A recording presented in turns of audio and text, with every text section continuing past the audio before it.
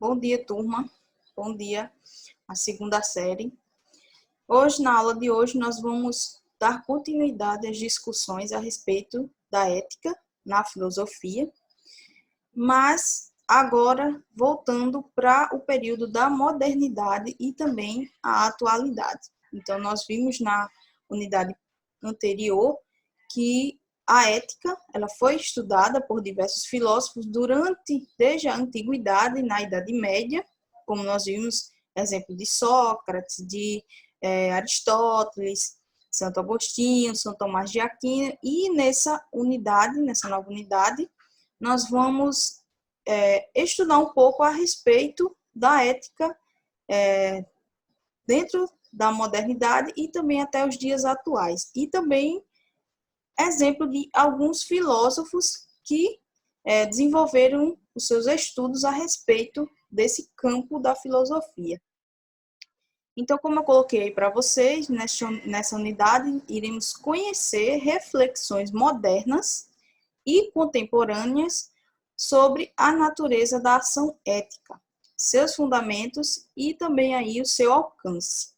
Então, para que a gente entenda um pouco sobre o que nós vamos estudar, não é? Coloquei aí para vocês o que a ética, de fato, esse campo de investigação filosófica, ela estuda, ela é voltada, as suas reflexões são voltadas a que respeito. Então, a ética aí, ela é um importante campo de investigação filosófica, pois analisa a legitimidade das regras elaboradas para conduzir o comportamento humano em sociedade. Então, essas regras, elas estão relacionadas aos diferentes contextos históricos, sociais, políticos e econômicos vivenciados pelos indivíduos. Durante a modernidade, nós vamos ter alguns filósofos, como eu coloquei para vocês, alguns exemplos, entre outros que nós iremos estudar, mas Immanuel Kant, que nós já iremos iniciar nessa aula, e Friedrich Nietzsche, como um marco na passagem para o pensamento contemporâneo. Então, esse é exemplos de grandes filósofos que estudaram sobre a ética, que desenvolveram teorias éticas durante o período moderno, e Nietzsche como uma passagem aí, uma transição do pensamento moderno para o pensamento contemporâneo. Na contemporaneidade, nós vamos ter Jean-Paul Sartre como um dos grandes existencialistas, filósofos existencialistas, Martin Heidegger e também acho que vocês já devem ter ouvido falar sobre ele é muito conhecido, Michel Foucault. Então, esses foram alguns exemplos aí que eu coloquei para vocês do que nós vamos estudar, mas terão outros filósofos e também filósofas. Então, eu separei o estudo da ética durante os 4 períodos. Então, nós já vimos um pouco sobre a ética na Antiguidade e na Idade Média, e também agora nós vamos estudar na modernidade e atualidade. Então, durante a Antiguidade, os filósofos, eles entenderam a busca do bem como a realização da própria natureza humana, marcada pela racionalidade. Então, nós vimos aí as discussões a respeito de Sócrates, Aristóteles, enfim. Durante a Idade Média, a tendência racionalista, ela ainda continuou predominantemente. No entanto, a fé também passou a ser vista como fundamento da ação moral correta. Então, durante esse período aí da Idade Média, a igreja ela vai construir uma fé, um fundamento para justificar aí uma ação moralmente correta. Então, existiram aí grandes nomes que vocês viram também em sala, que foi o Santo Agostinho, São Tomás de Aquino. E durante a modernidade, essas novas teorias filosóficas apontaram novos fundamentos para a ação ética, como o dever e a utilidade. Durante a modernidade, esse pensamento racionalista, voltado para uma percepção racionalista, ela ainda vai continuar, Porém, na atualidade, ela vai ficar um pouco de lado, ela não vai ser tão bem utilizada, aceita, como vocês podem ver, será abordada aí questões relacionadas à liberdade e à responsabilidade dos indivíduos em um mundo complexo, globalizado e marcado por contradições, as quais os ideais modernos de racionalidade e moralidade não conseguiram evitar ou solucionar. Então, nós podemos ver aí que durante a atualidade e a contemporaneidade, esses ideais modernos que foi desenvolvido durante a modernidade, eles não vão conseguir se aplicar às necessidades em que nós temos no mundo atual, um mundo globalizado e com diversas contradições. Então, esse conceito de racionalidade ele não vai ser tão bem aplicado durante a atualidade. No livro de vocês, logo na primeira página, já vai trazer aí algumas discussões, sempre traz essas perguntas, essas discussões para nos fazer refletir a respeito do conteúdo mesmo que nós vamos estudar durante essa nova unidade. Então, como eu falei para vocês, a ética, os estudos éticos, eles vão se voltar também às questões sobre a liberdade durante a atualidade. Então, por isso aí o nosso livro didático ele já vai trazer essas 3 perguntas para nos fazer refletir a respeito de um tema bem complexo e bastante polêmico, em que está bem comum ser discutido hoje em dia, que é a liberdade de expressão. Então, quando essas 3 perguntinhas aí eu vou fazer para vocês, quero que vocês reflitam a respeito. A primeira delas, quando está na internet, você se sente livre para dizer algo que não diria pessoalmente e por quê? Então, você se sente uma liberdade de falar coisas na internet em que você não teria essa liberdade de falar para uma pessoa pessoalmente? E se você tem, por que você tem essa liberdade na internet e pessoalmente não? Qual a diferença aí desses 2 espaços, né? Então, a segunda pergunta. Você sabe distinguir liberdade de expressão e discurso de ódio? Então, essa é uma pergunta importantíssima para os dias atuais.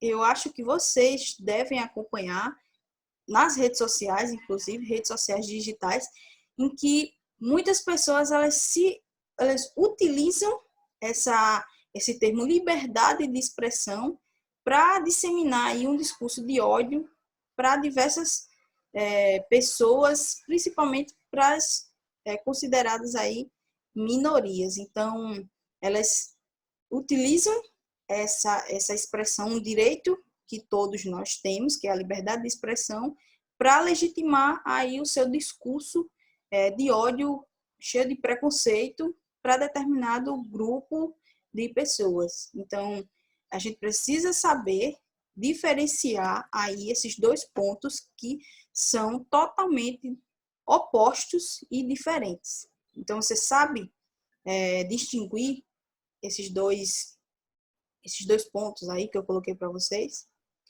Então, a terceira pergunta. A liberdade de expressão, ela deve ser considerada uma questão ética? Por quê? Então, a gente precisa utilizar de regras, de normas dentro dessa liberdade de expressão. Ela tem que ser considerada não só uma questão de liberdade de falar, de agir, mas também uma questão ética. Então, eu quero que vocês reflitam, tá certo? E por que vocês acham isso? Eu coloquei aí para vocês o artigo 19 da Declaração dos Direitos Humanos, que diz assim: todo ser humano tem o direito à liberdade de opinião e expressão. Este direito inclui a liberdade de, sem interferência, ter opiniões e de procurar, receber e transmitir informações e ideias por quaisquer meios, independentemente de fronteiras. Então, muitas pessoas elas utilizam desse artigo específico para tentar justificar coisas, publicações, falas que elas têm a respeito de determinadas situações em relação a outras pessoas, como se fosse uma justificativa para falar aquilo que quer. E nós sabemos que esse direito de liberdade, essa liberdade de expressão, ela tem limites. Nós não podemos achar que liberdade de expressão é quando nós ferimos a moral, enfim, a vida de outra pessoa. Existe um limite em relação a isso. Então, por isso que eu coloquei para vocês, achei importante colocar aí para vocês. Na nossa aula de hoje, nós vamos estudar a respeito de um filósofo que foi importantíssimo durante a modernidade. Então, ele vai desenvolver aí o imperativo categórico. O nosso tema dessa aula é o dever e a lei moral, e o imperativo categórico de Immanuel Kant. Ele desenvolveu essa teoria ética durante o século XVIII. Então, no campo da ética, Kant ele se dedicou a buscar fundamentos universais para a moralidade, o que levou a defender uma perspectiva racionalista, ou seja, uma perspectiva baseada na razão, na racionalidade, para agir moralmente. Então, para Kant, todo ser humano era mau por natureza, com a disposição primitiva para o bem. Então, ao contrário do que outros filósofos já colocaram, que vocês estudaram, de que o ser humano ele teria uma disposição de agir conforme o bem, Kant não, ele vai ao contrário dessa perspectiva. Ele já vai colocar que todo ser humano ele é mau por natureza, mas que teria aí uma disposição primitiva para o bem. Então, segundo Kant, ele ressaltava que muitas vezes as pessoas se mostravam insaciáveis e não medem consequência para satisfazer ambições e usufruir desses prazeres egoístas em que ele coloca, submetendo-se aí a inclinações não racionais, como as paixões, os impulsos, os apetites e as fúrias. Então, ele considerou esses comportamentos ao refletir sobre a liberdade. Então, durante essa reflexão aí que ele teve sobre esses tipos de comportamento, ele chegou à conclusão de que esses atos movidos pela submissão da vontade, as inclinações não poderiam ser vistos como ações livres. Então, nós agindo dessa forma, nos inclinando a esses desejos, a essas vontades exteriores, nós não estaríamos agindo livremente, segundo Kant. Nem como ação morais, pois as causas dessas inclinações seriam externas ao sujeito. Então, ele coloca aqui, graças a essa racionalidade em que nós, seres humanos, possuímos, a vontade humana seria capaz de escolher aquilo que a razão classificasse como bom, superando aí as determinações externas. Então, para Kant, apenas a racionalidade ela teria como nos ajudar, seres humanos, seres racionais, nos ajudar a, de fato, procurar aquilo que era bom para nós. Com isso, Kant ele vai desenvolver 2 tipos de leis, que ele denominou aí, que ele nomeou como imperativos hipotéticos e imperativos categóricos.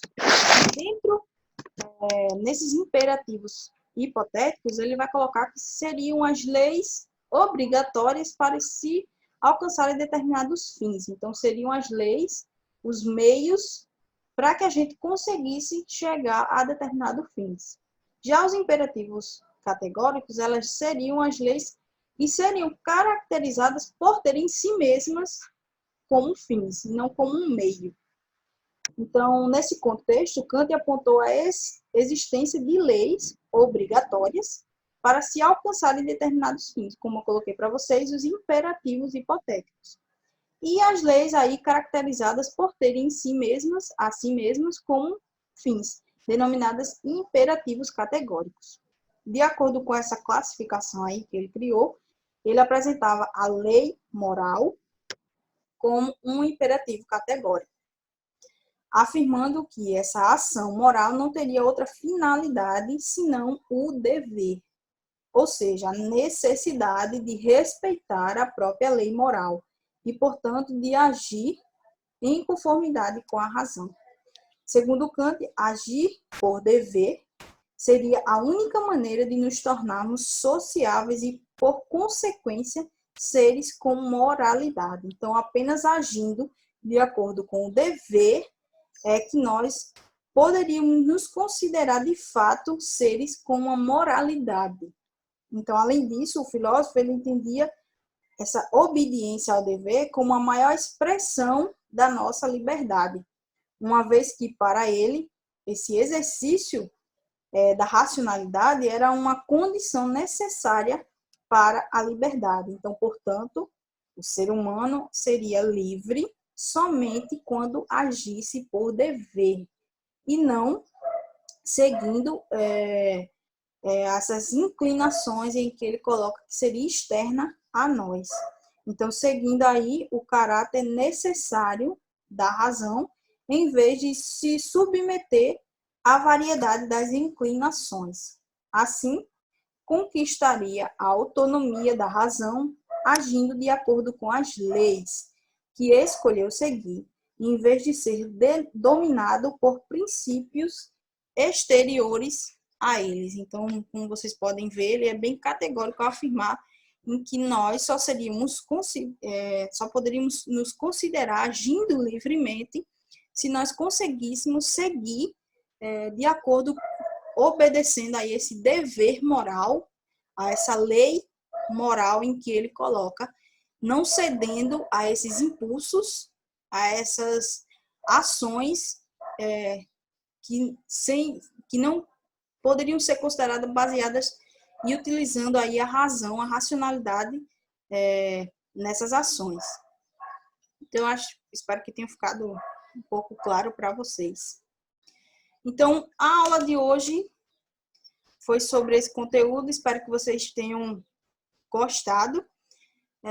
Sempre lembrando que vai haver o chat, que serve para que vocês tirem as dúvidas de vocês. O chat ele fica aberto durante aí o dia inteiro, então, justamente para que vocês tirem as dúvidas de vocês. Participem lá do chat, assistam a aula, porque assim, qualquer dúvida vocês já tiram lá comigo, tá certo? Então, tenham um bom dia e até a próxima aula.